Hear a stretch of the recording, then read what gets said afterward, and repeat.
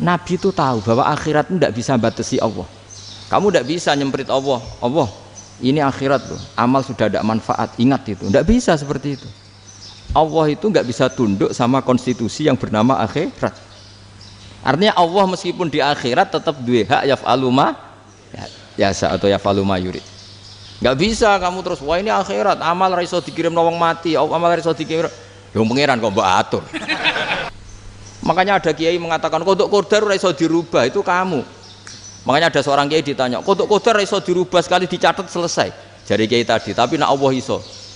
Dalile apa? Yang huwa ma yasa wa yusbit. Nak Allah ya iso, sing ra iso kan kita. Nah, Nabi itu tahu betul meskipun akhirat itu Allah masih bisa dinego saking baiknya. Ya Muhammad irfa' ra'sak wasal tu ta' wasatu safa. Semat sirahmu angkat. Kowe yo apa tak turuti. Terus semenjak itu Nabi minta apa? Syafaat. Karena dulu ulama itu sudut pandangnya itu ya seperti itu. Ada yang ulama suka ibadah itu sholat, ada yang milih tidur. Sampai Imam Ghazali bilang suatu saat ibadah terbaik di zaman akhir itu tidur kan. Sholat saja kalah sama tidur kan. Tapi itu loh ya, yang wajib tetap loh, terus kamu gak sholat wajib. Begini beliau mencontohkan itu. Ada orang sholat tahajud terus obsesinya itu ingin hajatnya terkabulkan. Sementara yang tidur obsesinya nikmati rahmatnya Allah, boleh tidur, bisa tidur. Kata Imam Ghazali, timbang kita tahajud terus nuntut pangeran aduk turu katanya. Mergo engko di akibat terus setan memberi bisikan, lho nyatanya kamu tahajud ya gak terkabul, berarti cerita bahwa Nabi ngendikan kalau doa tahajud mustajab enggak. Daripada ngono ki aduk turu ora tau donga Imam Ghazali. Timbang abri-abri Islam ya, timbang elek-elekin apa? Islam. Jadi ulama itu mulai dulu itu sudah berpikir. Banyak orang menjadikan tahajud, sholat malam itu media untuk hajatnya. Dan kalau nggak kesampaian ini mutung. Nyalahkan kiainya ijazah ramandi. Macam. Daripada ngono ora usah apa? Tahajud wis turu. Dan jenis kayak ini tuh banyak. Makanya ulama kayak saya itu saenake dhewe itu ya jarak. Saya sering didolani muhibbin terus bilang Gus saya doakan gini-gini saya mau nyalon bupati atau saya gini. Saya bilang gak waduh orang dongo, nak ramandi darani ulama dongane ramandi.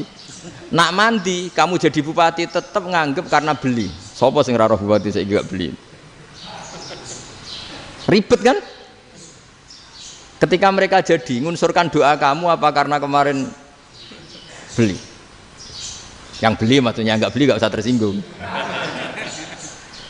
Jadi ribet ngadepin.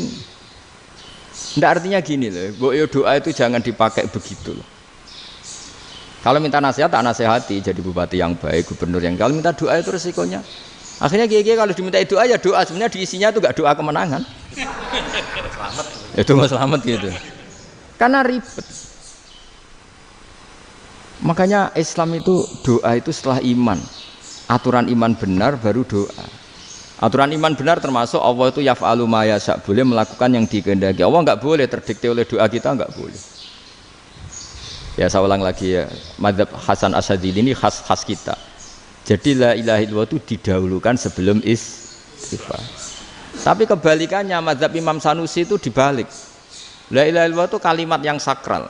Karena yang sakral dibutuhkan muqaddimah, yaitu yang melafadzkan harus yang sudah bersih, yang sudah steril baru melafadzkan la ilaha illallah. Maka dalam mazhab Sanusiyah istighfar dulu baru la ilaha illallah. Nah cara mazhab Abdul Hasan Asyadzili kebalikan, istighfar itu sah setelah sahnya tauhid. Kamu ikut mana tuh? Asyadzili apa Sanusiyah? Alhamdulillah sama-sama tidak paham ya sudah. Akhirnya sudah. Ya saya nggak kemana-mana kan gitu. Jadi apa ya?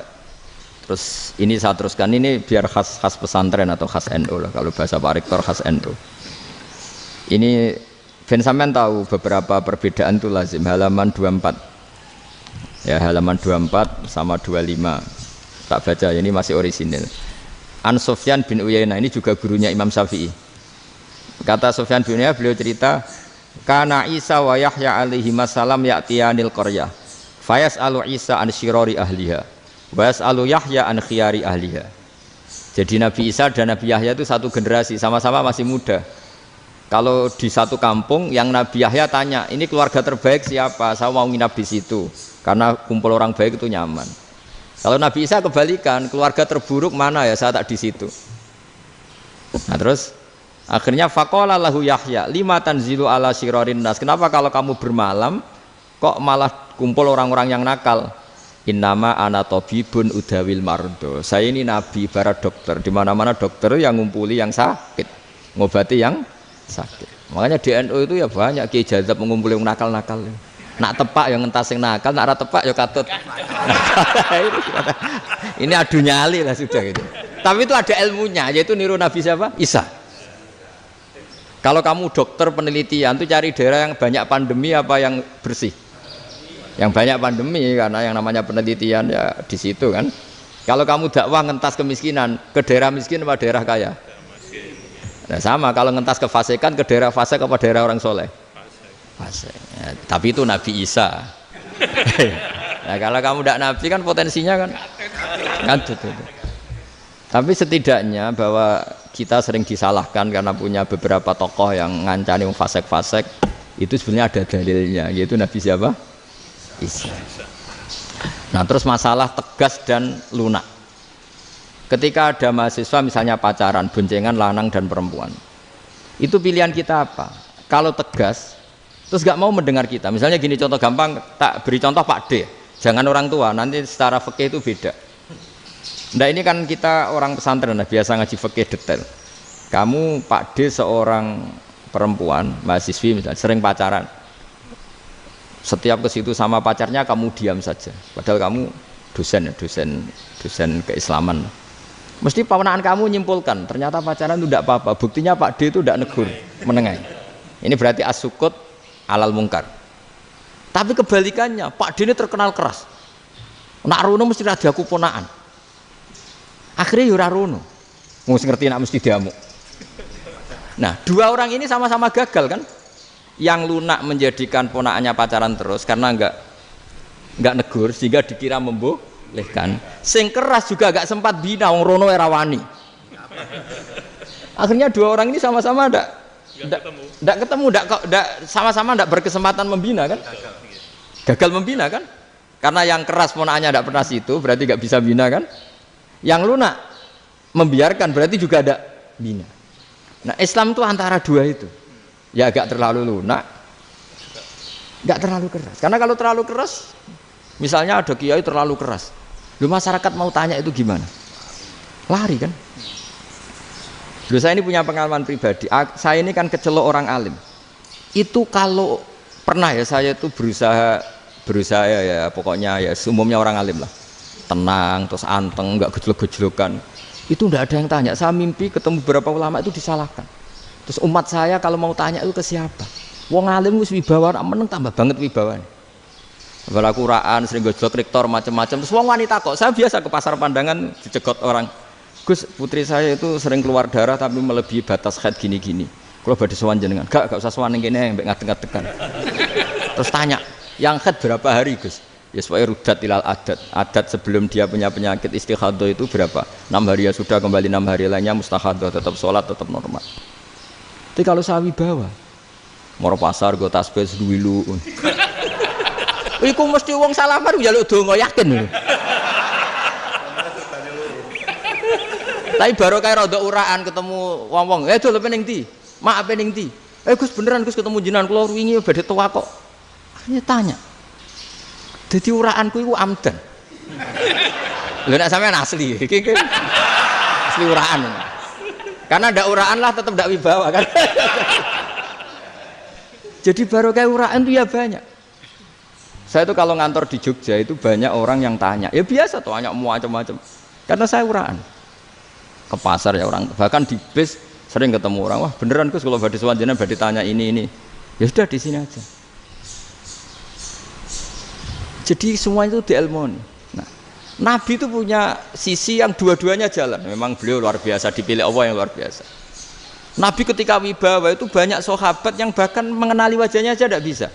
Ka'anna ala ru'usihim at-thair. Bayangannya seakan-akan di kepalanya itu ada burung yang takut terbang, saking antengnya. Tapi Nabi sekali mengeluarkan job, sekali santai, itu sahabat tanya itu sampai yang nggak pantas ditanyakan. Nabi saya tadi kumpul istri saya, tapi tidak inzal, itu wajib mandi ndak? Aro'aita law anna ahadana ya'ti imra'atahu wa lam yunzil. Itu ya ditanyakan. Nabi pun kumpul ya betul saged inzal sepundi. Guys betul lagi. Terus ya ada yang tanya macam-macam. Ya saking ada sahabat dipanggil Nabi tambah lari, dipanggil lagi tambah lari. Panjenengan nyeluk, oh pas kula kumpul bojo kula. Lah kula kuwatir jenengan orang suci, saya belum mandi, makanya saya lari. Nabi ngendikan innamal mukmin thahir, ya nak masalah ketemu kiai ra apa-apa ijek junub. Sementing kok nak salat ya adus sik.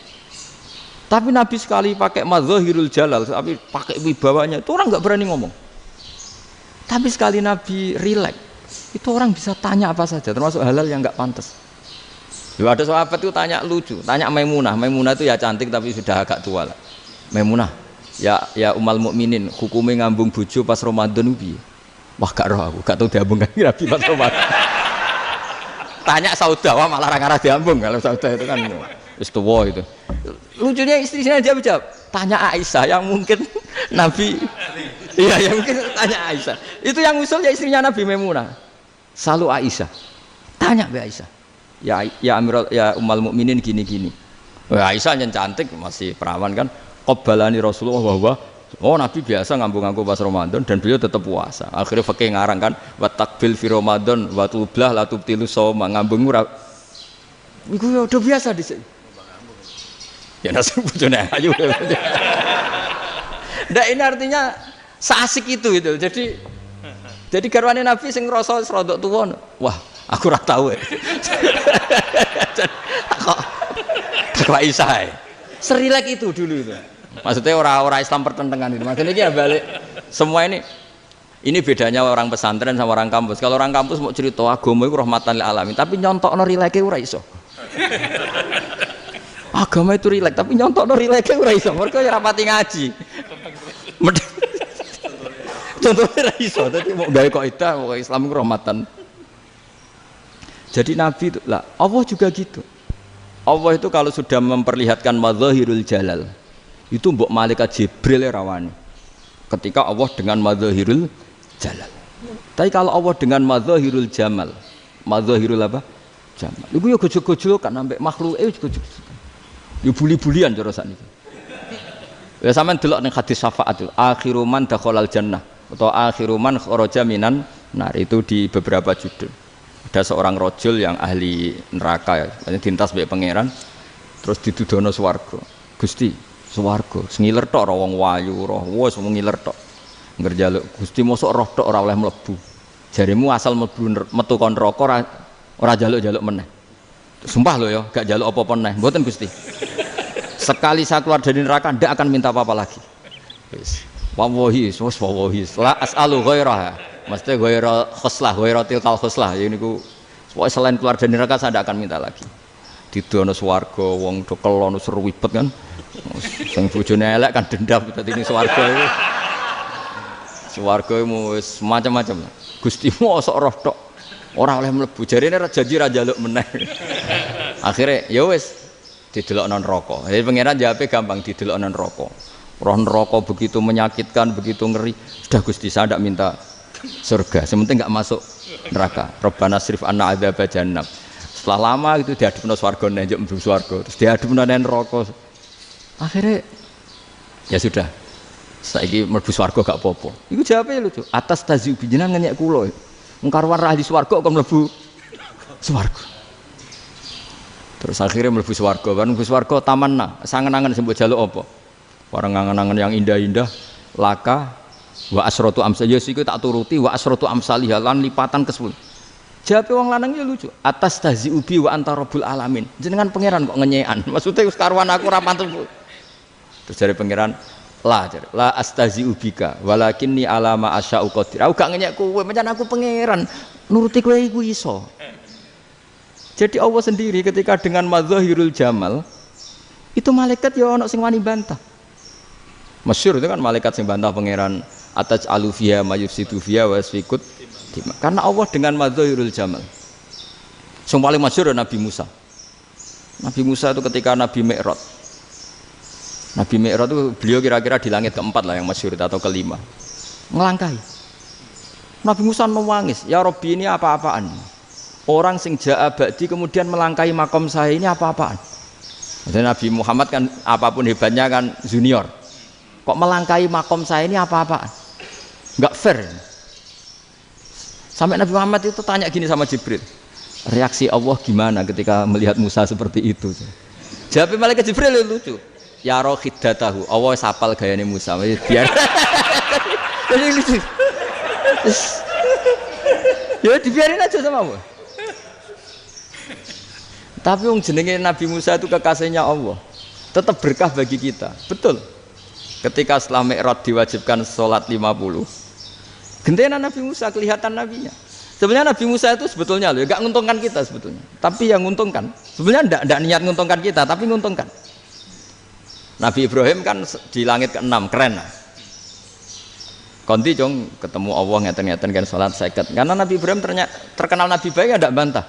Bareng Nabi Musa, kenapa diceluk pangeran? Kula kan sholat ping 50. Inna ummataka la tutiku dalik. Wah, gak kuat umatmu. Serai-rai gak umatmu orang arah kuat 50 rokaat. Tapi sebenarnya Nabi Musa itu niatnya bukan membela kita. Fa inna ummati la umatku sing gagah-gagah ra iso meneh umat. Berarti sebetulnya ya, itu masih pakai gengsinya sebetulnya. Wes ngono-ngono lah sementing kita untung. Sebetulnya dia itu gak terima wong umat saya aja yang lebih kuat. Gak kuat apalagi umatmu. Lah terus sebutin irji ila rabbika fas'alhu takhfif. Itu berarti Allah dengan madzahirul jamal. Sudahlah, datang ke Allah minta keringanan.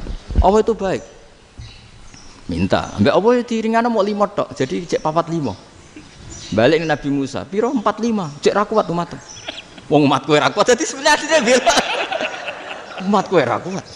Lho cara Nabi Muhammad model wong Malang, yo beda umatku mbek umatmu. Ribet kan? Beda. Loh, Nabi Muhammad kan tidak seperti itu kan, tidak punya akhlak Malang kan, akhlak. Maksudnya akhlaknya mujur itu, akhlak yang baik gitu. Ya akhlak yang mujur, bukan yang Malang gitu. Jadi Nabi ya manut. Tinggal 40 kan, dikurangi lagi 35 sampai 9 kali kan, masyhur itu. Ya kan kalau dikurangi 55 kan berarti turun naik kan 9 kali. Itu setelah 5 itu Nabi Musa aja usul masih ragu. Itu cara Nabi munggah nentek. Ini entek ya. Terus iya doa tuntas betul. Sebebas. Terus munggah ado-ado lha opo? Ngapain itu? Akhirnya Nabi Muhammad sudah sampun ya kalimah Allah, saya ini malu sama Allah Musa. Sudah 9 kali dan diturutin terus. Jadi Allah kalau dengan madzahirul jamal itu Nabi Musa biasa nego sama Allah. Tapi ketika Allah dengan madzahirul jalal itu Nabi Musa enggak berani. Yaitu di hadisus syafa'ah. Hadisus syafa'ah ketika manusia datang ke Nabi Adam, ya tuna Adam. Ya Adam anta abul basar ngene isfa'li ana inda rabbik. Kamu saya minta mensafaati kita. Nabi Musa, Nabi Adam inna rabbi qad ghadibal yawma ghadaban lam yaghdab qablahu mislah wa la yaghdab ba'dahu mislah. Ini Allah sedang murka besar dan tidak akan murka seperti ini lagi. Sudah saya tidak berani, nafsi. Nabi Ibrahim enggak, termasuk Nabi Musa ketika itu ya enggak berani. Karena Allah dengan madzahirul jalal. Itu Nabi Musa enggak berani. Sudah saya sendiri itu pernah salah. Yaitu saya membunuh seseorang yang enggak disuruh oleh Allah membunuh itu. Yang pas jotosi orang Kipti. Akhirnya datang ke Nabi Muhammad. Pas ke Nabi Muhammad, Allah dengan madzahirul jamal. Apa dengan madzahirul jamal sampai Kanjeng Nabi ngendikan analah saya akan memintakan syafaat kalian. Terus fa ahmadu rabbi bima hamida allamaniha rabbi. Saya muji Allah dengan pujian-pujian yang orang lain tidak tahu, hanya saya yang diajari, kata Rasulullah. Nah di sini menurut banyak ulama termasuk kitab yang saya baca, kenapa Muhammad sebagian namanya Ahmadu? Itu dari af'al tafdil fa Muhammadun Ahmadu min ghairihi. Muhammad Rasulullah itu kalau muji Allah di atas cara mujinya Nabi yang lain. Jadi Ahmadu bukan dari fi'il mudhari' lil mutakallim tapi dari af'al apa? Tafdil. Fa Muhammadun Ahmadu min ghairihi. bahwa Kanjeng Nabi Muhammad SAW itu cara mujinya Allah di atas pujian para nabi. Makanya di sini Sayyid Ali Zainal Abidin kalau muji hamdal hamidin wa fauqa hamdil hamidin. Jadi pujian saya ini di atas rata-rata cara mereka apa? Memuji. Yaitu sirinya apa? Nabi itu tahu bahwa akhirat itu tidak bisa batasi Allah. Kamu tidak bisa nyemprit Allah. Allah, ini akhirat loh. Amal sudah ada manfaat. Ingat itu. Tidak bisa seperti itu. Allah itu nggak bisa tunduk sama konstitusi yang bernama akhirat. Artinya Allah meskipun di akhirat tetap duwe hak yaf'alu ma yasa atau yaf'alu ma yurid. Nggak bisa kamu terus wah ini akhirat amal ra iso dikirim wong mati, amal ra iso dikirim. Ya pangeran kok mbok atur. Kalau kita yang mengirimkan tidak bisa, tapi kalau Allah tetap bisa. Makanya ada kiai mengatakan kodok qadar ora iso dirubah, itu kamu. Makanya ada seorang kiai ditanya, kodok qadar ora iso dirubah sekali dicatat selesai. Jari kiai tadi, tapi nak Allah iso. Dalile apa ya yamhu ma yasha wa yusbit. Nak Allah ya iso, sing ra iso kan kita. Nah, Nabi itu tahu betul meskipun akhirat itu Allah masih bisa dinego saking baiknya. Akhirnya Nabi sujud, masyhur itu terus, ya Muhammad irfa' ra'sak wasal tu ta wasatu safa. Semat sirahmu angkat, kunjuk apa tak turuti. Terus semenjak itu Nabi minta apa? Syafaat. Jadi makanya terus banyak GNU sing macam-macam lah. Sing ana sing potongane wedi terus hati-hati. Iku berarti makome Madzahirul Jalal. Ana sing amen guyon nek makome Madzahirul Jamal. Ana sing ra jelas ngene iki, sing ra jelas. Nak guyu buanter kok nak nangis yo buanter. Jebule urusan utang. Lah ini sudah yang udah. Jadi makanya yang rileks saja. Sebenarnya agama ini santai, rileks karena agama ini harus bifarohin wasururin. Enggak boleh agama ini dibawa dengan kekerasan, dengan antisosial. Karena agama ini harus kul bi fadlillah fi rahmati fa bidzalika falyafrahu, harus senang, harus rileks. Makanya saya jadi kiai itu senang takutnya gini. Sekali saya tidak senang jadi presiden buruk. Ternyata jadi wong alim ra enak, itu contohnya. Sampai merengut terus uripe susah, nanti orang tidak berani jadi orang alim. Makanya saya buktikan bahwa saya lebih bahagia dibanding rektor. Nanti orang ingin jadi rektor semua, nggak ingin jadi orang alim. Iya, makanya ini kan bentuk kearifan lah. Jenengan ngakui fungsi kiai kayak saya itu bentuk kearifan. Saya juga ngakui jenengan ini butuh kearifan. Saya sering didolani KUA itu. Itu rata-rata ya didikan kiai. Kompilasi hukum Islam itu banyak ya, janda cantik. Contohnya harus cantik, kalau jelek nggak mungkin terjadi kan. Ada janda cantik kebetulan suka kawin tapi takut zina. Saya ulang lagi, suka kawin tapi takut. Itu seringnya gitu Pak Rektor. Jadi dia kawin bosen, bilang ke KUA, Pak saya sekarang mau nikah sama ini. Loh, tapi kamu mau punya suami. Ya tapi kan nggak tercatat Pak. Itu KUA-nya rata-rata itu nggak berani. Meskipun nggak tercatat, karena secara fikih meskipun nggak tercatat tetap dia seorang perempuan yang bersuami, maka nggak boleh nikah sama orang lain. Tapi secara hukum santri nggak bisa dong menikahkan perempuan sing dzati zaujin yang punya suami. Jadi ini barokahnya kerjasama yang baik. Jadi di masyarakat itu tertanam didikan kiai nggak boleh nikahkan perempuan yang bersuami. Tapi di KUA ngikuti hukum formal. Dan di Indonesia itu KUA itu rata-rata konsultasinya ya sama kiai, sehingga ya nggak berani akhirnya meskipun aku wedi mlebu neraka mbak gak iso. Dan itu buahnya. Seorang lagi ya, makanya ini kan pesantren itu nggak boleh mati. Orang kiai-kiai kayak saya nggak jelas-jelas itu harus lebih jelas lagi. Karena ini yang on time, yang online, yang siapa saja bisa tanya. Saya itu SMS saya itu nggak punya HP WA. HP jadul itu SMS-nya tiap hari tak berapa, orang yang tanya dari Kalimantan, dari Aceh. Gus di kampung saya ada masjid 2 itu yang sama, ada yang dari orang perkotaan, Gus di perumahan baru ada masjid, yang Jumatan baru orang 12, sah enggak? Ya langsung saya jawab, sah. Dalilnya ini. Ya sudah, tapi kata Imam Syafi'i gini harus orang 40, itu madzhab Syafi'i, dalam madzhab yang lain gini-gini. Itu kalau tanya rektor itu kan ribet. Masuk ajudan dulu, asisten dulu, panjang.